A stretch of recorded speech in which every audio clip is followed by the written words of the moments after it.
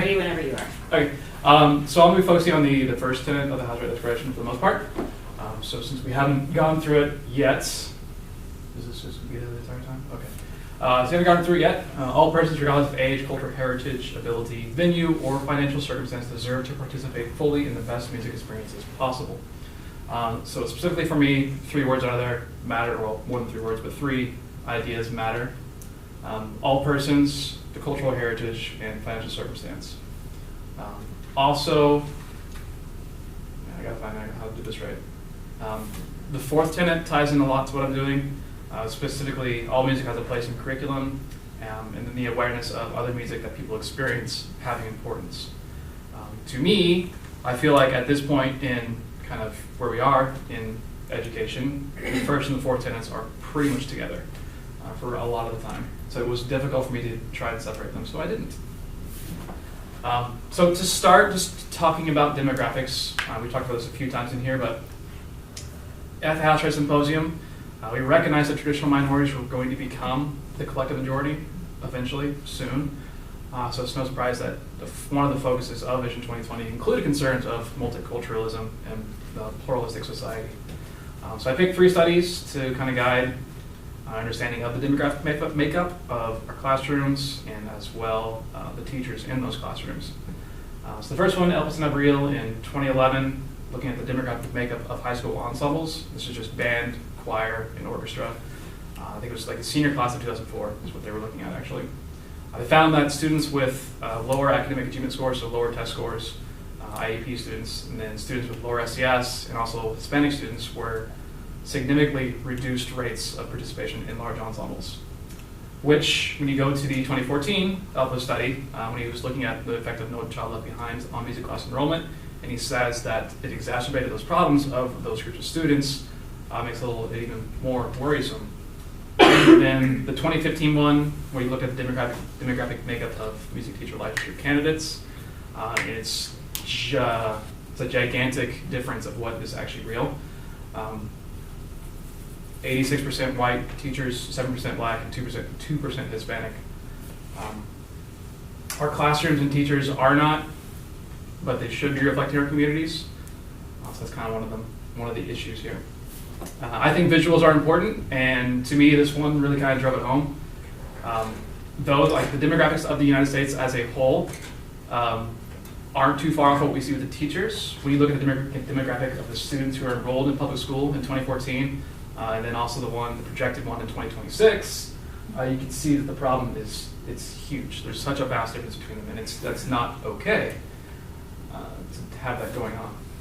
Part of this, and what these demographics mean to me, for the most part, is that we're teaching with this outdated model.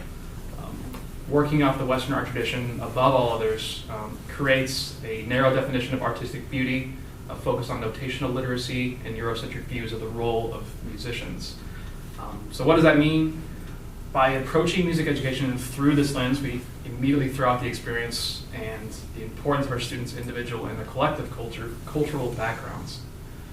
We do have an existing framework through culturally responsive pedagogy to approach our students' cultures in a way that is more inclusive and less dismissing of them. And this quote from Dunbar Hall, which would be helpful if you had the slides that I printed, basically saying that it's speaking to the concerns of inauthenticity when teaching and the dumbing down of excerpts. So if you have like Essential Elements book and you have these cultural little excerpts and they make no sense. They don't have any bearing on the actual culture. And that's what we consider world music. So the 3 barriers that I focus on, training, support, and habitus. So the training, as mentioned, the CRP is an avenue for connecting teachers to the student, but that divide is there. And what's more troubling is that teachers aren't prepared for this divide in their training. 2016 Shaw article was relaying stories of teachers who relied entirely on their experience in the field for how they're approaching those cultural divides in their classrooms between themselves and their students. So despite all this focus we've had, nothing has changed in the training. And as well, despite all the focus that we're putting onto this, there really hasn't been an uptick in research on these topics. This is through the JMTE, MEJ, and the Philosophy of Music Education Review. in the Killian and the Stanwell Dyson articles. What's also interesting is that when surveyed, teachers, this is a 2015 Adam Cruz article, teachers do believe that every genre has importance in the classroom, but the implementation just isn't there. And Cruz ends up saying that there needs to be a further investigation of this, and specifically investigation of the curricula that is at the university level, so the teacher training program. So he is specifically calling out universities and their training programs, which he has a good reason for. Second main barrier is of support. Lack of support is probably a very commonly cited issue for teachers, and it manifests itself probably the most obvious. A couple of studies, elementary or grade school music positions and general music positions, they are cut most often when they're cutting art positions in schools. And this 2014 study was only in Missouri, Nebraska, and Kansas. This is in 2012. They found that of positions lost in the arts, 25% were elementary, 12% were general music, and then 13% were middle school band. So these are all positions that's leaving out this huge chunk of possible induction of music students in music learning at a point in their lives where they really could actually be using it, and it would be useful for them. And additionally, we have cases like the Lansing School District in East Lansing, Michigan. This is a very recent study from this year. I think it just got published also. In East Lansing, they have school choices available in Michigan. Because of that, the Lansing School District experienced this decline of enrollment, which leads to decreased funding, which leads to poorer facilities. Then they started putting in unqualified and untrained teachers into the arts positions, which led to this climate among the teachers where, okay, the administration does not care about arts at all. And that's true because they cut the entire arts program, entire elementary arts program. But also with that, with support, is our support as teachers and then fighting for them within the schools, especially for the students of lower ACS, especially in the large ensemble setting where there is this financial burden immediately placed on them. So finding ways around that, whether you can find ways to give them scholarships, to pay fees, waiving fees some way, just anything that you can possibly do to involve them in that large ensemble, if that's the only thing you can possibly do, or you can find another avenue of teaching them music that isn't just an ensemble. The final one, Habitus, it's one of the more interesting ones to me. It's not necessarily this outside force, but it's what we as teachers believe is possible, or the misconceptions that we have about this topic of adding in more music classes. So despite we believe in this first tenet, we're guided by this first tenet. We think, this is from a while back, 1981, but that large ensembles aren't the place to involve multicultural music. We also think that adding more music classes that aren't ensemble classes will take away from the large ensemble, like the actual enrollment, and it doesn't. There are other studies that say the exact opposite, but we still believe it. We also don't think, this is the old MENC national standards that included having to focus on history and culture. We didn't believe that popular music was an effective way to teach that facet, which seems kind of silly when you think about that music is the culture of the students. How would it not be useful for them? There's also barriers from what we believe is and is not valid research. In a modern context where we are able to share so quickly any ideas, however we maybe do it, is the journal, the publishing, research, peer review model the best method of actually sharing ideas? So again, Adam Cruz doesn't think so. He has this article, coffee shop poem thing titled "It Counts," which is what I emailed you. Okay. Oh. Counts gonna work. That's good. That was like really well cued. Yeah, you know it. It's published in an online journal through Michigan State. It's called New Directions. You would have a copy in front of you, but it's in your emails. I'm just going to play a small snippet of it so you can hear what it's like, because it's interesting. And if you'd like to secure employment and advance your career, those are your options, my friend. There's security in the formula with one dash of self-protection and one heaping helping of power preservation. It's a recipe in a cookbook written by those with the most to lose. A paint-by-number pony show set to the carnival anthem on a carousel turning around and around and around. So the entire thing's like 8 minutes or 7 minutes long, something like that. And it's available online. It's on his SoundCloud actually. But if you can find the journal pretty easily, just Google it. You'll find that article. He has a companion kind of article explaining what it's all about. And there's also there's an SNTE ASPA webinar from 2014 where they go through this entire thing. It's just talking about the publishing way, is this the best method? So they started this new journal and it hasn't really done a lot. There's 3 issues and it's like 3 articles each. I'm not sure if it's actually still going because it doesn't have any years on any of the publishing dates, which is terrible. So it may be recent, it may not be, don't know. There are things that we have done. A couple of experiences. So with popular music, Ruth Wright, her study was from Wales. She was looking at how some teachers in Wales were using popular music ideas in their classrooms. What was striking to me in this case that's quoted was that students they were completing these very musical tasks and assignments. They didn't believe that they were musical. They had this connection that being musical meant playing an instrument, and they had that connection because that was the connection that their teacher was making. So despite having these new classes, it didn't matter to them because maybe just their past instruction made them think that I'm not musical because I don't play an instrument, or still the teacher had that same sort of vibe about them. So I really think that this anecdote is important to keep in mind when we're approaching new curricular, new teaching styles. Even though we may be going through the motions, if we are just going through the motions, the students aren't going to feel like this is an important thing. It's actually them being musical and anything that's meaningful to them. Once again, Adam Cruz. I've talked about him a number of times, but there's a reason why. He's done a lot, and he's rightfully influential in this subject area. One of his initial forays in 2014 was talking about the possible applications of hip-hop for schools. Then in 2016, he spoke about the appropriateness of hip-hop in schools. This is a concern that will likely keep most teachers away from it just because of the content. And it's an easy way to just ignore it as a subject completely, which is a shame. And he also explores the importance of the actual experience of people who are out of school involved in this art form, but were never involved in music when they were in school, or out of it maybe in elementary school and got out of it because it didn't mean anything to them, it didn't connect to them.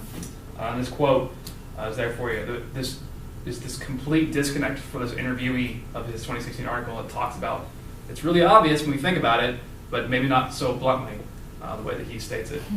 So it's true. So that's there. Then also up in Chie, this call for action not just in the classrooms, but in research and in universities as well. They do so. We read this in this class one of the weeks, which one? Very thoughtful article, touches on a number of subjects. The imperative to care, talking about the moral importance of caring for your students. This quote, education, after all, is a public endeavor with an obligation to enter the public space. So the social importance of being an educator, whether you like it or not, does exist. Seeing more, hearing more, not only just noticing the inequalities, but speaking about them. Being a bystander is not enough for a progressive society. Disparities and margins, again, just being aware that this is all occurring. These can't be blind to situations of your students. Naming our world, recognizing the majority biases that exist and pointing them out. The instruments of the band and orchestra are a Western art construct, and that has an inherent bias. Without noticing that, we're just perpetuating this cycle of power. Listening to our students, so democratizing the classroom. The students exist and they deserve to have input. There's a really good quote from this part too. They are not in our classes only to learn musical skills or establish traditions from us. They are in our classes to shape musical traditions and social traditions that live and breathe and transform the world in which we live. And then going public, coming out, we have this powerful mouthpiece as music teachers in a large ensemble or any forming ensemble. We can give a voice to minorities through the repertoire that we choose. Simply having composers that are female or minorities, that gives a voice to a group of people that may otherwise not have it. You can be more overt about it depending on your job security. But that's all this is just to say that we are powerful agents of change, so long as we don't ignore that we are powerful agents of change. And then moving forward, I think it's important that we take this impetus from Alice Chie of using our personal power to uplift, our personal power and privilege to uplift others, and not being complacent with the setting that we're in, always seeking out solutions to the problems that we have, and realizing that just because an opportunity does exist doesn't mean that it's equitable access, We have to do more to reach students that are typically ignored by our programs. And my last kind of soapbox sort of thing is that university curricula just needs to change. Pedagogy should be emphasized more over performance. Simple example of thinking about your secondary instrument classes. How much of that was performance, how much of it was pedagogy. I've been in 3 different schools, and it's been the same at all 3 of them, where you go, you learn basic fingerings on an instrument, and you play a little bit, and you switch to another instrument in that family, and you do it again, which isn't useful, isn't great practically. Teaching fingerings, teaching embouchure is pretty easy. Once you get a grasp of it initially, you don't need that much time to just play the instrument. It's kind of useless. And that does extend to the rest of the curriculum, if we can get there. And then to me, I think that we are failing to reach the first tenet almost entirely. When study after study is showing us that minority students are continuing to be marginalized despite the changing demographics, something is wrong, and it can't be blamed all on outside forces. And instead, I think we have to ask, what more can we do? And with that, questions from you all.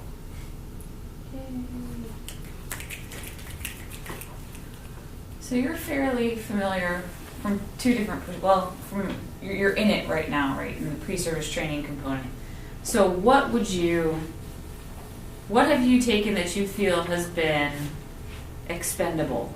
Expendable? Yeah. Like what do you feel like where, if you could say, all right, well, where could I marry this into the curriculum, these mechanisms for preparing teachers to be out in the world, this more diverse world?